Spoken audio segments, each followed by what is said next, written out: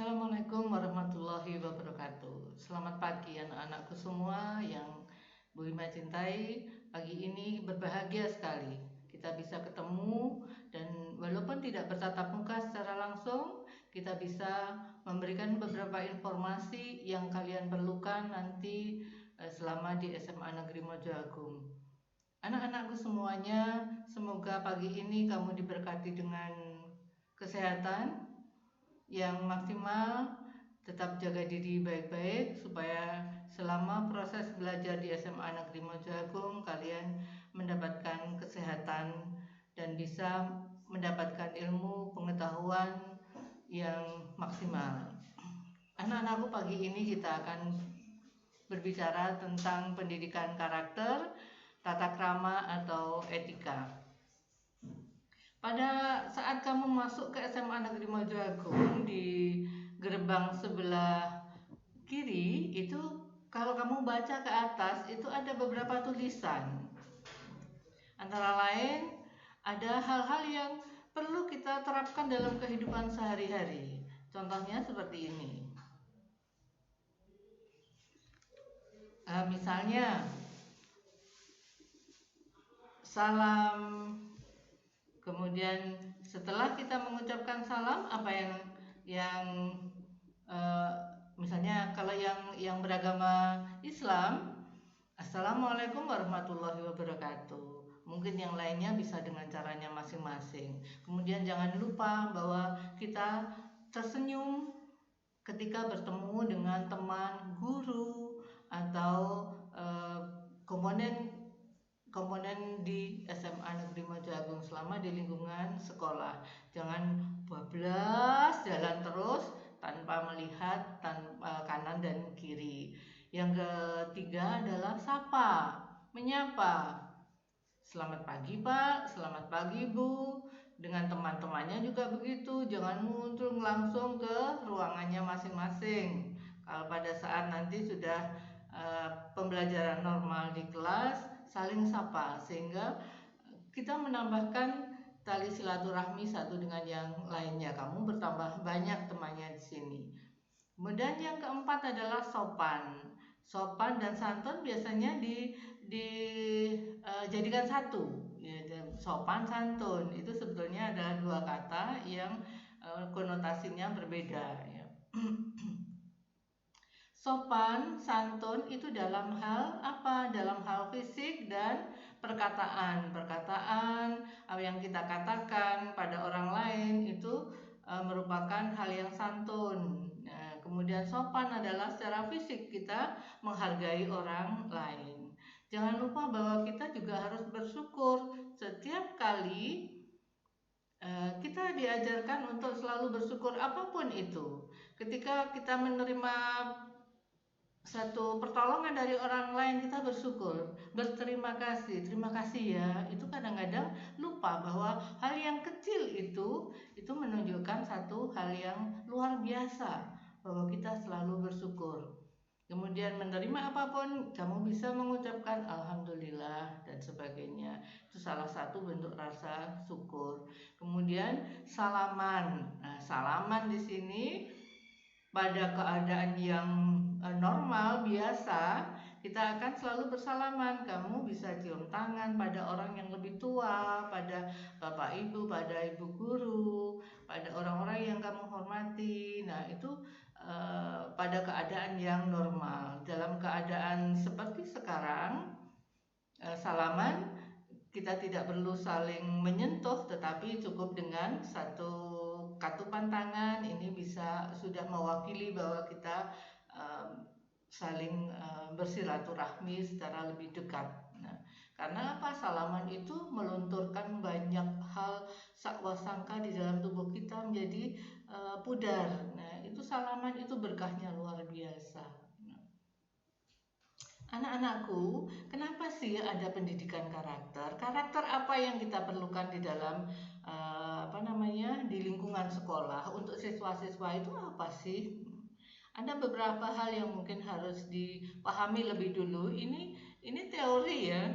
Jadi kamu boleh tahu ini, tapi nanti untuk karakternya sendiri, untuk kebiasaan yang harus kamu punya itu harus dilakukan, bukan lagi sebuah teori. Nah, saya ambilkan beberapa pemahaman dulu apa sih pendidikan karakter itu. Nah, di sini di dalam pemerintah itu sudah mencanangkan bahwa pendidikan karakter itu adalah satu penguatan karakter yang harus ada di dalam sekolah.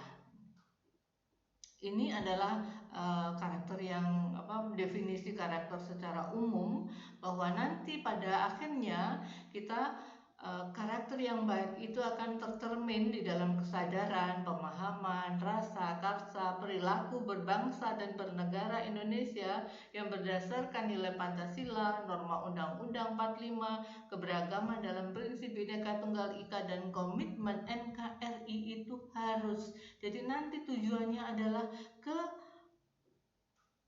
kebangsaan. Jadi dalam lingkup yang sangat besar, kamu berpikirnya tidak hanya ke karakter ini, tidak hanya dalam hal yang kecil, tapi dimulai dari hal yang kecil, dimulai dari kebiasaan-kebiasaan kita.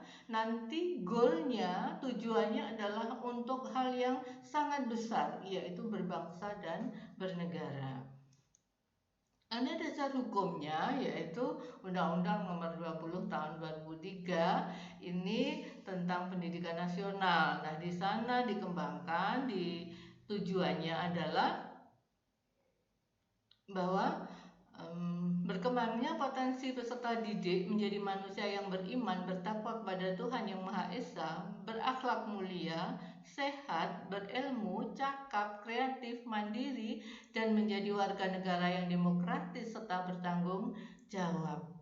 Jadi disinilah nanti peletakan pendidikan karakter itu tujuannya luas sekali.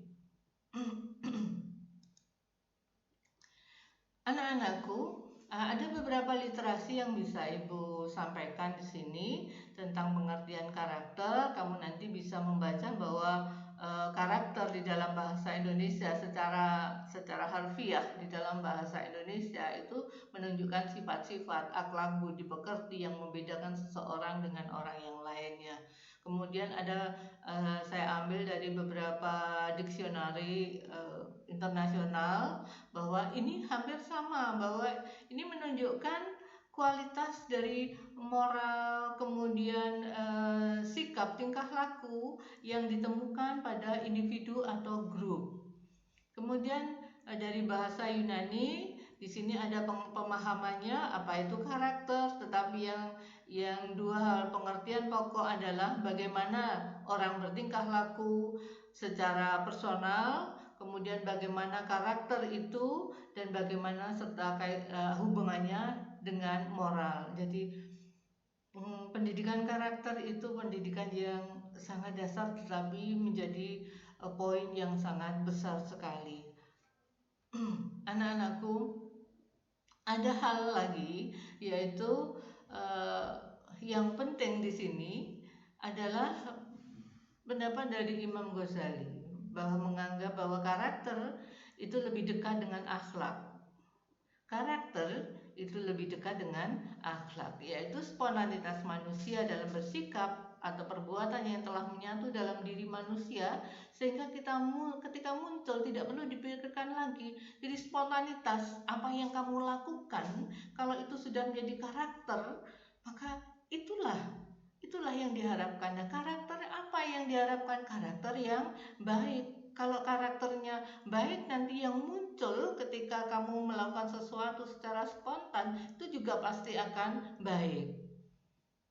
Nah, sekarang masalahnya bagaimana membuat sebuah karakter yang baik itu. Kan ada di situ ya.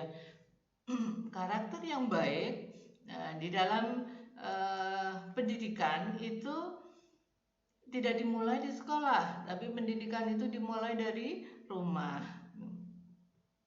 Ada yang mempengaruhi apa saja. Nah, di sini dari awal adalah fitrah ilahi, artinya ketika kamu lahir, kemudian kamu mulai beranjak setelah lahir jadi bayi, kemudian sekolah di TK, sekolah di SD, itu sudah mulai banyak pendidikan karakter yang yang terbentuk. Artinya apa? Kebiasaan-kebiasaan ketika kamu kecil sampai kamu sekarang masuk ke SMA, kebiasaanmu itu yang nanti membentuk karaktermu. Paham? Maksudnya gini ya, saya jelaskan lagi bahwa dari awal bagaimana toh ini jati diri ini terbentuk? Jati diri ini terbentuk karena kamu kebiasaan yang kamu lakukan sehari-hari. Kebiasaan yang kita lakukan sehari-hari. Kalau kebiasaan kita bicara buruk, kebiasaan kita selalu negatif, maka nanti yang muncul karakternya juga akan negatif. Jadi bagaimana membuat karakter yang baik? Maka kebiasaannya pun harus diusahakan kebiasaan-kebiasaan yang baik, kebiasaan yang positif. Karena nanti karakter yang kita miliki ini nanti akan tercermin implementasinya itu pada perilaku kita, tindakan kita. Tindakan kita sehari-hari itu ada cerminan dari karakter kita. Karakter kita itu adalah terbentuk dari kebiasaan-kebiasaan yang kita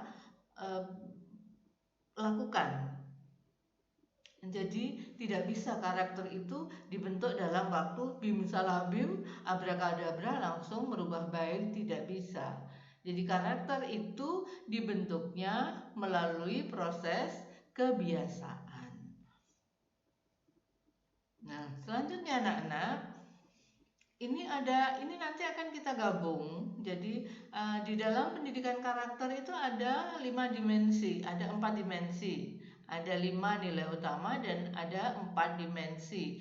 Dimensi yang pertama adalah olah hati. Olah hati itu di sini disebut etika. Etika itu sopanan, tata krama itu adalah etika. Kemudian olah pikir di sini menggunakan otak. Berarti di sini menggunakan kognitifnya, menggunakan pengetahuannya, itu akan lebih ke literasi. Jadi kenapa literasi? Karena kita harus literasi tidak hanya membaca ya, dari melihat pengetahuan dari kehidupan sehari-hari itu pun sudah menjadi literasi. Kemudian olah rasa adalah estetik. Estetik itu satu hal yang dirasakan dengan kalbu, dengan hati, dengan dengan secara lebih mendalam, tidak hanya dari penampakan yang di luar. Jadi ada nilai yang terkandung di balik secara fisik. Itu biasanya estetika itu karena rasa, itu keindahan. Kemudian olahraga atau bisa diartikan di sini hubungannya dengan kinestetik, itu gerak. Nah, gerak ini nanti keempat bagian ini tidak berdiri sendiri. Nah, kalau diterjemahkan atau kita cari apa sih sebetulnya implementasinya itu, contoh yang konkret itu kayak apa sih? Olah hati itu kayak apa? Nah, olah hati itu misalnya secara konkretnya beriman, bertakwa, jujur, amanah ketika mendapatkan satu tugas, itu amanah. Kemudian bisa bersikap adil, bertanggung jawab dengan apa yang dikatakan, apa yang dilakukan, bisa berempatik. Empatik itu sekarang luar biasa sulitnya. Empatik itu bukan toleransi. Empati itu adalah kalau kita bisa berusaha untuk bisa merasakan apa yang dirasakan orang lain, berani mengambil risiko, pantang menyerah, tidak mudah putus asa, kemudian mau berkorban untuk sesuatu yang mulia, patriot. Artinya di sini berarti tidak, kalau dia berbuat ya dia berani bertanggung jawab. Itu adalah olah hati. Contoh konkretnya. Nah, olah pikir misalnya, karena ini hubungannya dengan kognitif, dengan pemikiran di otak, maka di sini kecerdasan, kamu bisa berpikir secara kritis, kreatif, inovatif, selalu ada rasa ingin tahu, berpikirnya terbuka, kemudian bisa beradaptasi, berorientasi dengan teknologi, dengan pengetahuan yang ada. Kamu cepat sekali beradaptasi dengan gadget sekarang kan, banyak sekali hal semacam itu. Kamu pasti lebih tahu kalau kita ada daring menggunakan beberapa aplikasi di internet, kamu pasti akan sudah tahu itu. Jadi orientasinya itu menggunakan pikir ya, kemudian reflektif. Artinya apa di sini? Bisa menunjukkan bahwa misalnya kamu mampu mengetahui, memahami sebuah aplikasi tertentu, maka aplikasi ini bisa kamu implementasikan, bisa kamu tunjukkan bahwa saya mampu membuat ini. Misalnya contoh yang paling sederhana, kamu mampu menggunakan Photoshop. Nah, kamu mengunduh bisa, kemudian lalu kemampuanmu menggunakan Photoshop itu kamu tunjukkan dengan karya yang bisa kamu lakukan. Itu semuanya adalah olah pikir. Kemudian olah rasa atau olah karsa. Ini contohnya adalah ramah, ya, kita peduli, kemudian suka menolong, gotong royong, nasionalisme tinggi, bisa merasakan penderitaan orang lain di daerah lain yang kena bencana dan sebagainya. Itu olah rasa ya. Kemudian olahraga tadi adalah kinestetik, berhubungan dengan gerak.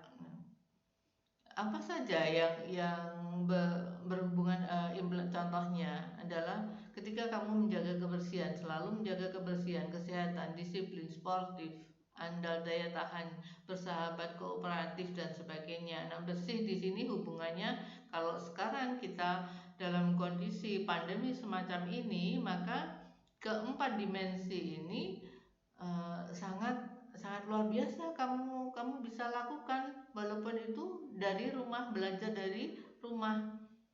Dalam kondisi seperti itu, ini masih merupakan dimensi pendidikan yang luar biasa. Nah, bisa kamu lakukan.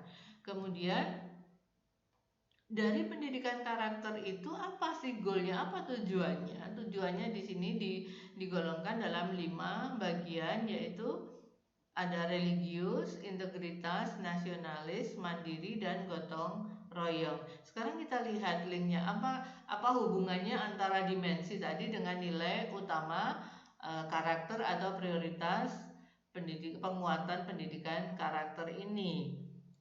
Kalau kita gambarkan begini, ini terjemahannya ya. Jadi artinya penjelasannya dari 5 nilai karakter tadi. Yang religius itu pasti akan menunjukkan rasa keimanan, ketakwaan pada Tuhan Yang Maha Esa dengan agamanya masing-masing. Kemudian nasionalis, kita menempatkan pada kepentingan bangsa dan negara, NKRI dan sebagainya. Kemudian gotong royong mencerminkan menghargai semangat kerjasama, membantu orang lain menyelesaikan persoalan-persoalan bersama. Integritas, menjadikan diri sebagai orang yang selalu bisa dipercaya. Kenapa? Di situ itu penting sekali pada saat kalian nanti menempatkan diri di dalam sebuah komunitas. Integritas ini harus dimiliki.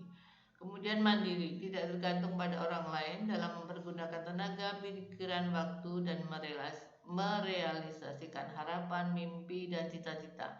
Jadi artinya apa? Kamu jangan menyalahkan orang lain ketika cita-citamu tidak tercapai.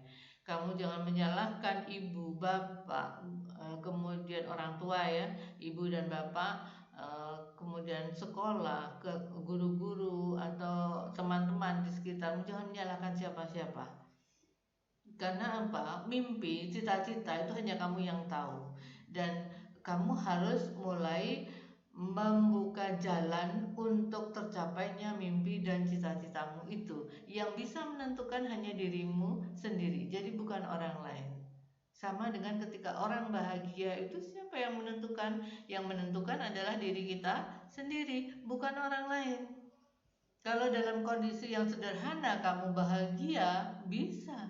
Tapi kalau kamu melihat bagian ini saya contohkan gini anak-anak. Kamu dapat kue. Kue itu sudah terpotong sedikit. Kamu bahagia apa tidak?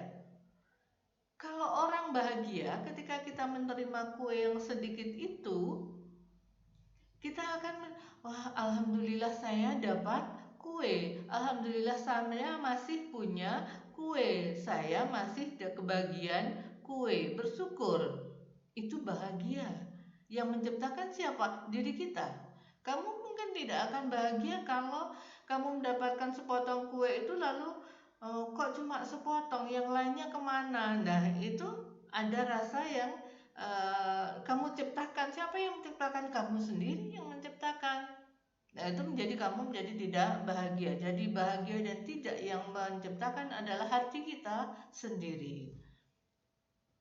Kemudian tadi Ibu Hima katakan bahwa kita jadikan satu, ada linknya, apa hubungannya antara dimensi karakter tadi dengan nilai utama karakter. Nah sekarang ini kita bisa melihat keterkaitan dari keduanya, bahwa olah hati, olah pikir, olah karsa, olahraga yang merupakan yang kamu lakukan sehari-hari. Nah, ini dipupuk dari kebiasaan-kebiasaan yang kamu lakukan. Olah hatinya bagaimana? Kebiasaan apa yang kamu lakukan di dalam olah hati? Olah pikir, kebiasaan apa yang kamu lakukan untuk mengolah pikiran, mengolah otaknya? Kemudian olahraga, perbuatan apa yang sudah kamu lakukan? Kebiasaan apa untuk menjadikan sesuatu itu punya makna, ada keindahan, ada maknanya, yang bermakna itu, yang bagaimana? Nah, kebiasaan ini di sini diolah karsa, kebiasaan diolah raga, kebiasaan diolah pikir, kebiasaan diolah hati, inilah nanti yang membentuk karaktermu. Nah, kalau karakter-karakter yang tertulis di sini ini bisa kamu dapatkan, ya, yang belum berarti harus mulai dengan kebiasaan yang bagus. Nah, ini akan kamu peroleh bagaimana tingkat religiusnya, apa kamu jujur atau tidak, toleransinya. Nah, ini tergantung dari sini. Paham ya? Jadi olah hati, olah pikir, olahraga dan olah karsa ini nanti kebiasaan yang kamu lakukan di sini akan membentuk karakter. Nah, karakter-karakter inilah nanti yang kalau dipilah-pilah secara secara keilmuan, nanti dari karaktermu ini akan masuk ke 5 bagian nilai utama karakter. Mana ya yang termasuk religius? Oh, ternyata religius di sini. Kemudian ada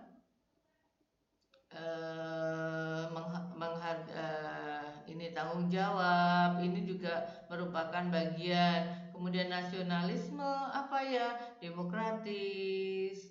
Kemudian cinta damai. Nah, ini juga bagian dari nilai utama. Jadi yang terpenting di mana? Di sini.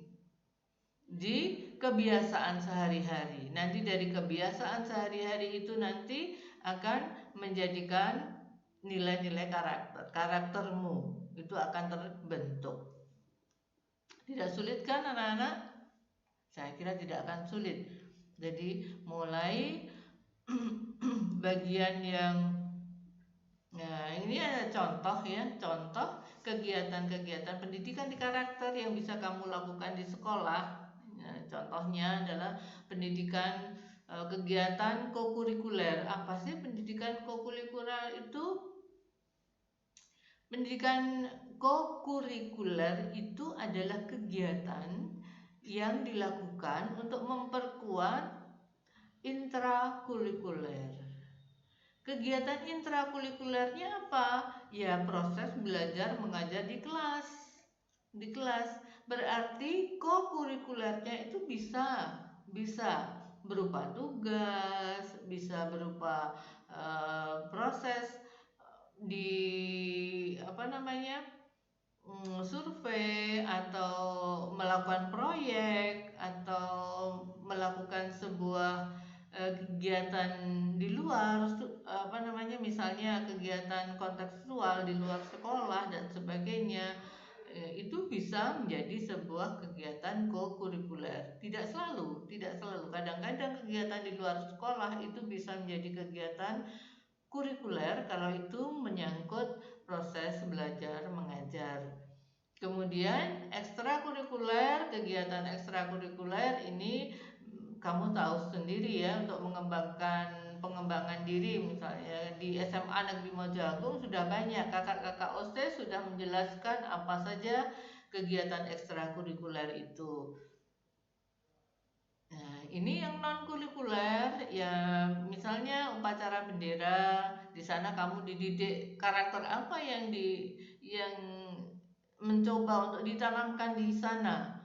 Ada kegiatan baris berbaris itu luar biasa sekali karena ada kedisiplinan yang tinggi di sana. Kemudian rasa hormat, rasa cinta tanah air, rasa menghormati orang lain itu ada ketika kamu lakukan upacara bendera. Kamu berserah ketika diperintah oleh komandan upacara untuk hormat, untuk geser ke kanan, untuk balik kanan, untuk maju dan sebagainya.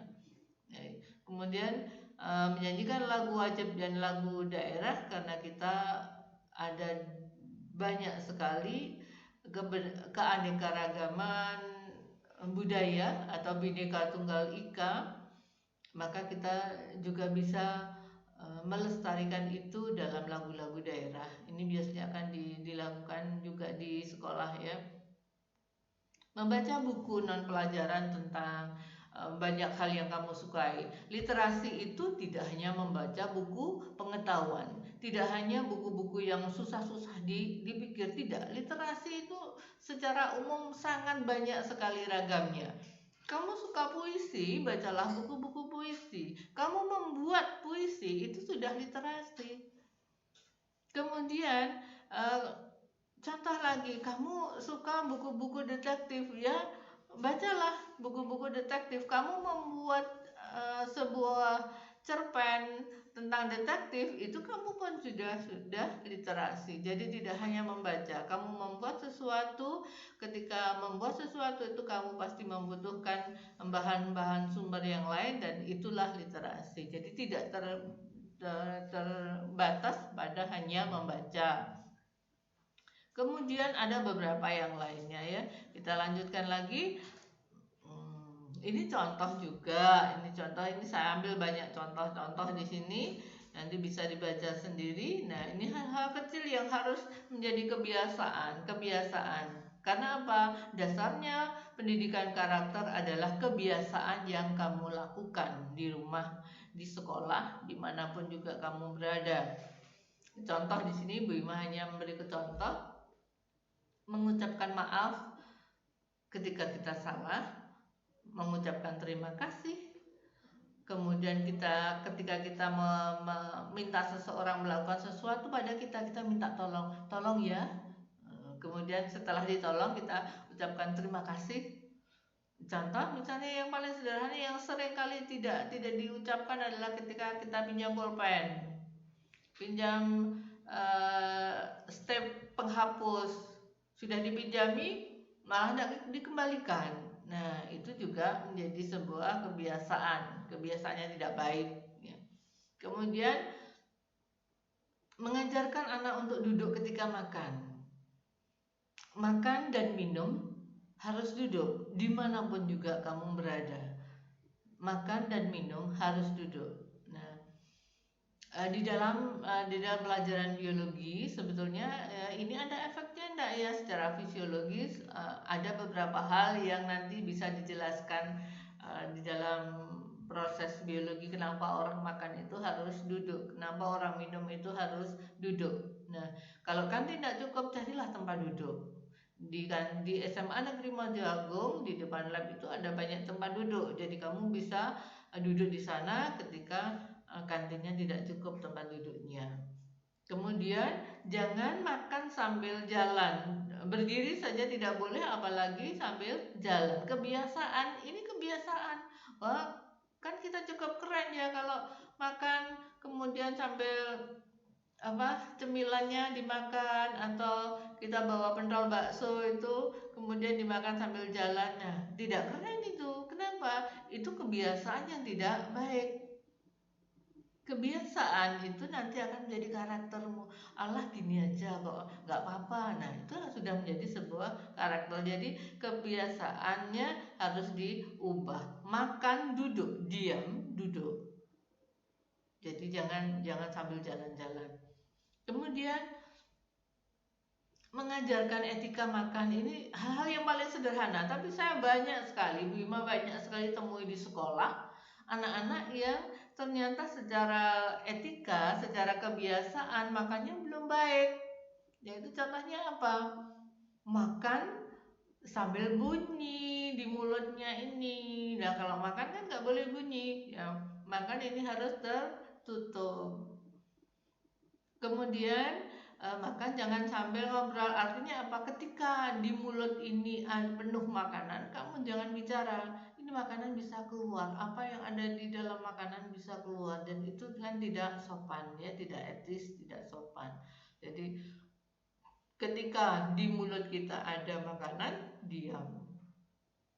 Mengunyah saja tanpa harus mengeluarkan suara. Kemudian menghormati dan menghargai orang yang lebih tua. Ini harus di rumah, di sekolah. Nah, yang sering kali Bu Ima jumpai adalah anak-anak yang sudah naik kelas. Misalnya Bu Ima ngajar di kelas 10 atau 11 ya, misalnya di kelas 10. Kemudian anak ini sudah naik di kelas 11. Ketika naik di kelas 11, ketemu Bu Ima sudah gak nyapa lagi. Nah, ini gak benar. Berarti apa? Kebiasaannya harus diubah. Nah, walaupun sudah tidak mengajar di kelasmu, tetap guru SMA Negeri Mojo Agung. Jadi itu juga menjadi gurumu. Nah, tetap saja disapa ya. Banyak sekali hal yang saya temui di sekolah berkaitan dengan hal itu. Apalagi kalau di jalan kalau misalnya kamu bawa sepeda motor, kemudian kamu mendahului, kamu tidak menyapa karena ramainya jalan, kita bisa mengerti, guru-guru itu sudah paham. Tapi ketika kamu ada di depan sekolah, ada guru di situ, sudah selayaknya, sudah harusnya kamu menyapa ya. Walaupun hanya mari Bu, tidak mendekat dan mencium tangan pun kamu sudah menyapa, mari Bu, mari Mbak. Nah, itu salah satu karakter. Nanti karakternya akan baik ya.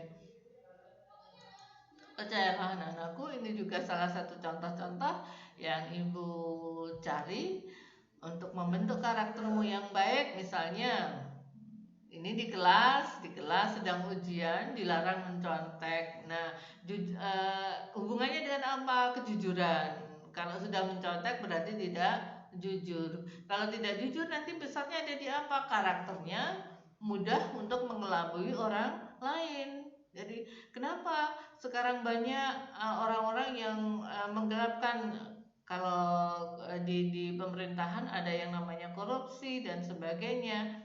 Nah, koruptor itu bagaimana? Berarti dulu ada kebiasaan yang tidak baik. Nah, kebiasaan itu bisa menjadi karakter. Perilakunya apa? Dia mau melakukan korupsi. Nah, itu contohnya. Kemudian ada contoh lagi, buanglah sampah pada tempatnya. Berapa banyak tempat sampah yang disediakan? Berapa di situ sudah ada tulisannya, mana yang untuk plastik, mana yang untuk kertas dan sebagainya, masukkan itu sesuai dengan tulisan yang ada. Itu adalah kebiasaan. Karakternya banyak sekali nanti yang terbentuk dari kebiasaan sederhana.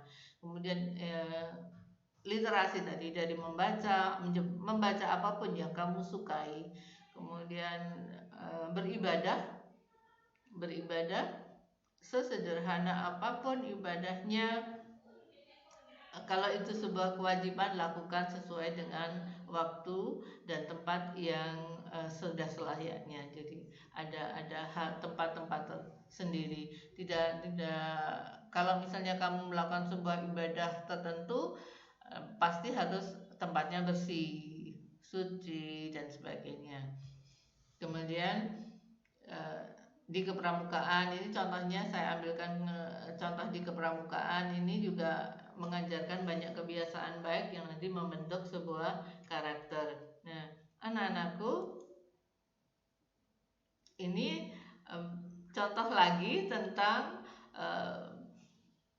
kebiasaan ketika masa pandemi. Pandemi Corona COVID-19 ini mengubah beberapa kebiasaan kita yang baik. Contohnya bersalaman, maka kita hanya bisa mengatupkan dua tangan. Kemudian pembelajaran di kelas, nanti mungkin dalam bulan-bulan ke depan, kalau di kelas ada pembelajaran di sekolah, pasti juga akan harus tetap mengedepankan kesehatan, pakai masker, pakai penutup, kemudian duduk berjarak ketika pembelajaran dan sebagainya. Itu semuanya harus tetap dilakukan. Nah, kesimpulannya apa, anak-anakku? Kesimpulan yang bisa kita dapatkan dari sesi ini adalah, yang perlu kamu catat baik-baik ya, harus dicatat baik-baik, diingat baik-baik, adalah kita harus mengubah kebiasaan kita menjadi kebiasaan yang baik. Pilihlah kebiasaan hidupmu dengan kebiasaan-kebiasaan yang baik, karena kebiasaan yang kamu lakukan itu nanti membentuk karaktermu sendiri. Karakter yang kamu peroleh, yang sudah melekat pada dirimu, karaktermu itu nanti akan terekspos, akan terimplementasi, akan dilihat orang dalam bentuk tindakan, ucapan. Nah, jadi semuanya dimulai dari kebiasaan. Nah, anak-anakku semuanya, kelas 10 SMA Negeri Maju Agung, selamat datang di SMA Negeri Maju Agung. Selamat berjuang, selamat menempuh pendidikan yang baru, selamat melakukan perubahan perilaku dan kebiasaan yang baik. Semoga selama kamu di SMA Negeri Mojoagung akan mendapatkan ilmu-ilmu yang barokah dengan karakter-karakter yang baik. Nanti perilaku dan ucapan kita juga akan menjadi baik. Maka berkah pasti akan kamu dapatkan seumur hidup. Sampai di sini. Nanti kalau kurang jelas bisa tanya ke kakak di OSIS. Kemudian nanti kalau ada evaluasi dan sebagainya, itu berkaitan dengan perilaku, dengan kebiasaan dan pendidikan karakter, nanti akan diakses oleh kakak-kakak OSIS kalian. Selamat pagi. Wassalamualaikum warahmatullahi wabarakatuh.